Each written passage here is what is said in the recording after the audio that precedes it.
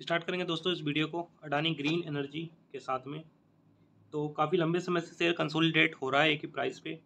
965 रुपये का कंपनी का जो है करंट मार्केट प्राइस है। 4 रुपये 65 पैसे की तेज़ी के साथ शेयर ने जो है आज के दिन मार्केट में क्लोजिंग दी है। तो जैसा मैंने बताया काफ़ी लंबे समय से जो है कंसोलिडेट हो रहा है शेयर। पिछले 1 महीने से या फिर पिछले 6 महीने में तो हमें काफ़ी बड़ी गिरावट देखने को मिल जाएगी, लेकिन ये एक लेवल है अप्रैल के बाद से शेयर ना तो कोई ज़्यादा गिरा है और ना ही कोई ज़्यादा तेज़ी जो है शेयर में देखने को मिली है।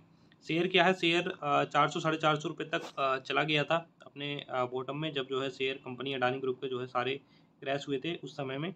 उसके बाद जो है अच्छी बाउंस बैक देखने को मिला है, यानी कि वहाँ से जो है डबल की रिकवरी तो शेयर ने कर ली है।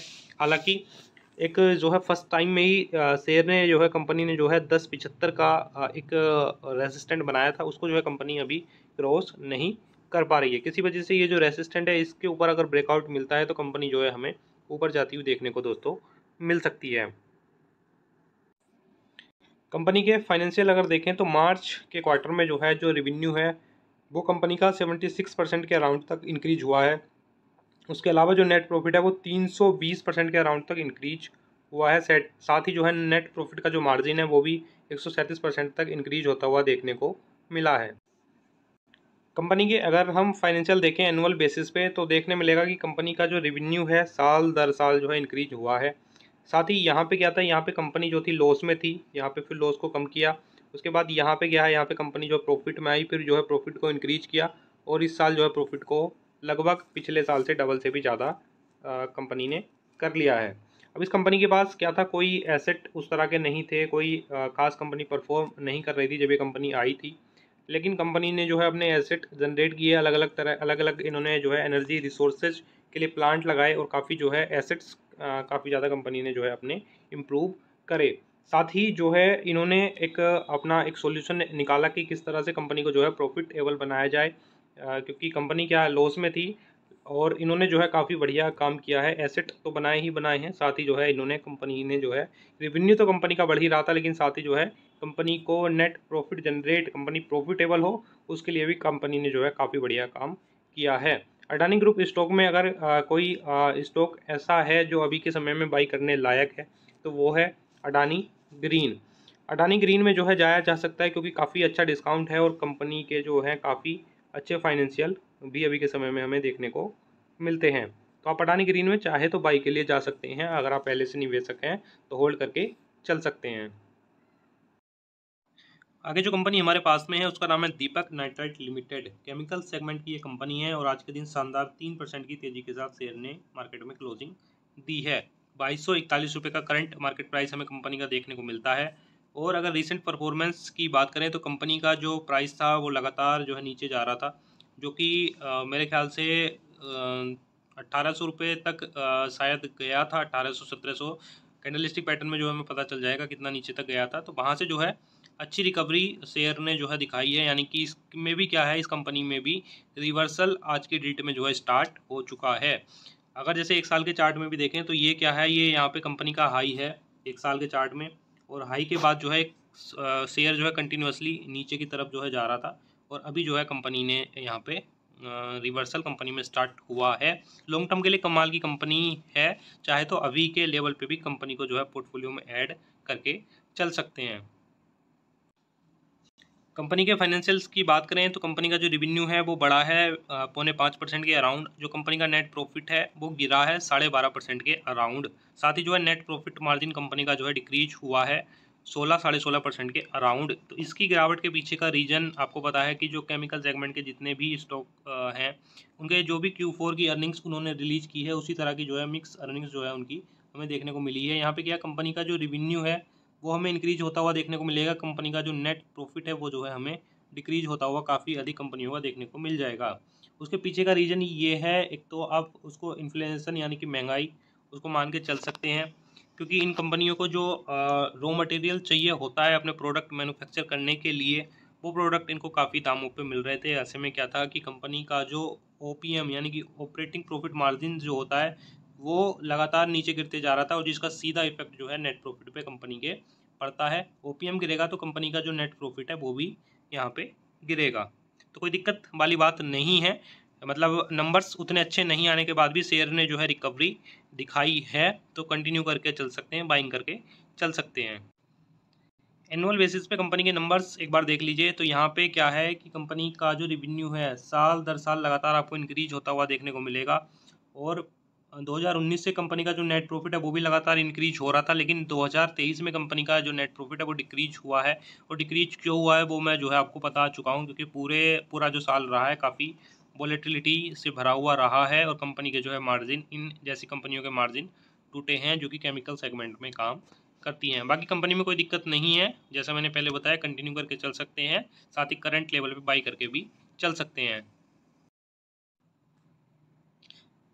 कैंडलस्टिक पैटर्न में जो है चार्ट को देखेंगे तो राउंडिंग बॉटम टाइप का जो है कंपनी में जो है पैटर्न एक बन रहा है। अब यहाँ पे क्या होता है, जब ये राउंडिंग जो है बॉटम का एक पैटर्न बनता है तो नीचे जो है अपना एक लो लगाने के बाद, जो कि इसका लो ये है, वहाँ से जो है कंपनी जिस स्पीड से जो है गिरी थी उसी स्पीड से जो है कंपनी में रिवर्सल भी हमें देखने को मिलता है। रेसिस्टेंट के काफ़ी ज़्यादा करीब है, यहाँ से जो है रिजेक्शन भी हमें देखने को मिल सकता है, और ब्रेकआउट भी जो है हमें कंपनी में साथ ही साथ देखने को भी मिल सकता है। किसी वजह से जो है जिस तरह का मूवमेंट शेयर में चल रहा है, अगर डायरेक्ट एक कोई आपको नहीं मिलता है तो क्या है, थोड़ा नीचे जाके हमें ब्रेकआउट देखने को यहाँ पे मिल सकता है। नीचे जाने की संभावना काफ़ी कम है, हालांकि 2 बार जो है यहाँ से करंट लाइन से जो है टकरा के जो है शेयर का प्राइस नीचे गया है, तो कुछ भी जो है कहा नहीं जा सकता है। शेयर मार्केट में जो है कभी भी कुछ भी हो सकता है।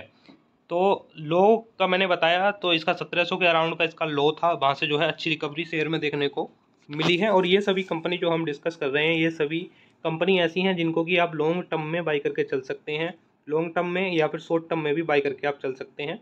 शॉर्ट टर्म में भी उन कंपनियों को बाई करके चलना चाहिए जो कंपनी अच्छी हों, जो कंपनी जो है प्रॉफिटेबल कंपनी हो, आपको जो है रिटर्न कमा के दें। शॉर्ट टर्म का मतलब ये नहीं है कि आप कोई भी बेकार सी कंपनी को जो है बाई कर लें और फिर जो है उसको साल भर 2 साल 3 साल जो है लॉस लेके उसमें कंपनी में जो है बैठे रहें। तो इस चीज़ का भी ध्यान रखें कि शॉर्ट टर्म के लिए भी अच्छी कंपनियों में जाएं।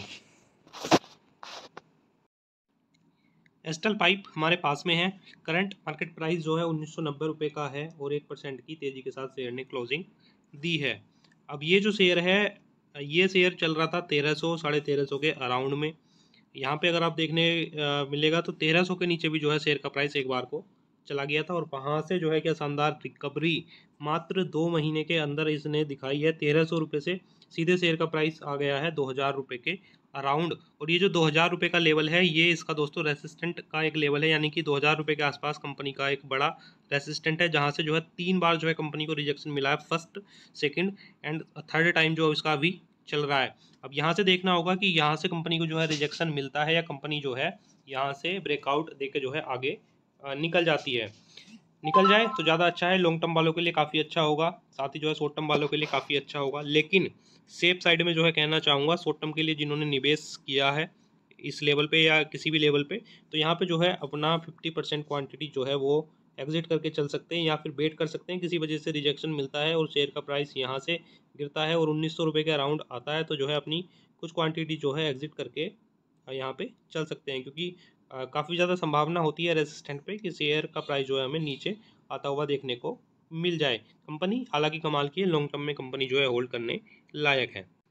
अब ये जो रातों रात तेजी आई है, रातों रात में इसलिए बोल रहा हूँ क्योंकि कंपनी का जो शेयर प्राइस है पिछले लगभग 9 महीने से या कहें कि 1 साल से जो है वो जो है लगभग इसी तरह से जो है चल रहा था, और फिर जो है कंपनी में जो है हमें ब्रेकआउट देखने को मिलता है और शेयर का प्राइस जो है 1300 रुपये से पहुँच जाता है 2000 रुपये पर। तो उसके पीछे की वजह है, और उसके पीछे की वजह है कि कंपनी के जो फाइनेंशियल हैं वो एक्सपेक्टेशन से काफ़ी अच्छे आए थे। जो कंपनी का रिवेन्यू है 4.5% तक बढ़ा था, साथ ही जो नेट प्रॉफिट है कंपनी का वो 45% तक इंक्रीज हुआ था।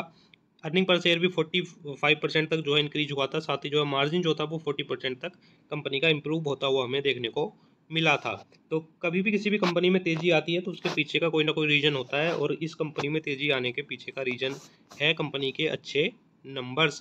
पिछले 3 क्वार्टर से कंपनी के नंबर्स अच्छे नहीं आ रहे थे, लेकिन जैसे ही Q4 में कंपनी ने बढ़िया परफॉर्म किया, हमें जो है शेयर भी जो है कंपनी का ऊपर जाता हुआ देखने को मिला। तो जिस भी ग्रोथ कंपनी के आप जो है फाइनेंशियल देखेंगे, आपको सेम पैटर्न देखने को मिलेगा कंपनी के रिवेन्यू में, कंपनी के नेट प्रॉफिट में। यानी कि जो कंपनी का रेवेन्यू है, जो नेट प्रॉफिट है, वो लगातार आपको अप ट्रेंड में एक ग्रोथ के साथ बढ़ता हुआ देखने को मिलेगा। सेम पैटर्न फॉलो होता है एस्ट्रल पाइप में। हम उन्हीं कंपनियों को डिस्कस करते हैं जो कंपनी बढ़िया होती हैं, और ये भी एक कमाल की कंपनी है, लॉन्ग टर्म में कैरी करने लायक ये कंपनी जो है हमें देखने को मिलती है। अब ये कंपनी का चार्ट एक बार देख लीजिएगा। 1300 रुपये का लो कंपनी ने लगाया था। अब यहाँ पे स्पिनिंग टॉप टाइप की 2 कैंडल जो है वीकली चार्ट पे बनी, और उसके बाद जो है थोड़ा सा शेयर यहाँ पे जो है थोड़ा सा रुका, एक रेड कैंडल बीच में बनी। उसके बाद कोई भी रेड कैंडल पूरे वीकली चार्ट में कहीं भी हमें नहीं बनी है, और कितनी तेज़ी के साथ जो है यहाँ पे एस्ट्रल पाइप का शेयर ऊपर की तरफ गया है, और बिल्कुल नहीं रुका अपने जो है रेसिस्टेंट तक पहुँचने के बाद भी। अब यहाँ से भी उम्मीदें ऐसी हैं कि इस रेसिस्टेंट को जो है शेयर ब्रेकआउट दे देगा, क्योंकि ऑलरेडी इस तरह का पैटर्न जो है इसमें बन चुका है। यानी कि ये जो रेड कलर की कैंडल है वो उस तरह का पैटर्न यहाँ पे फॉर्म कर रही है, और उसके बाद जो ग्रीन कैंडल बनती हुई देखने को मिल रही है, तो यहाँ पे हम मान के चल सकते हैं कि एक ब्रेकआउट जो है संभावना 70% तक संभावना है कि यहाँ पे एस्ट्रल जो है ब्रेकआउट दे देगा। तो लॉन्ग टर्म वाले निवेशक तो कंटिन्यू होल्ड करके चल सकते हैं, कुछ सोचना ही नहीं है, कमाल की कंपनी है। साथ ही शॉर्ट टर्म वाले चाहे तो बेट एंड बाज करके चल सकते हैं। अगर किसी वजह से ये जो इस कैंडल का लो है इसको अगर ब्रेक करता है, तो कुछ क्वांटिटी जो है अपनी, यानी कि 50% क्वांटिटी या जिस भी परसेंट में आप जो है अपनी क्वांटिटी निकालना चाहते हैं निकाल के जो है चल सकते हैं, और नहीं तो जो है कंटिन्यू करके चल सकते हैं, जैसा जो है आपको ठीक लगता है। कंपनी कमाल की है, लॉन्ग टर्म के लिए कैरी कर सकते हैं। फिलहाल बाइंग के कोई सजेशन नहीं है, होल्ड करके चल सकते हैं, इस तरह के सजेशन ज़रूर हैं।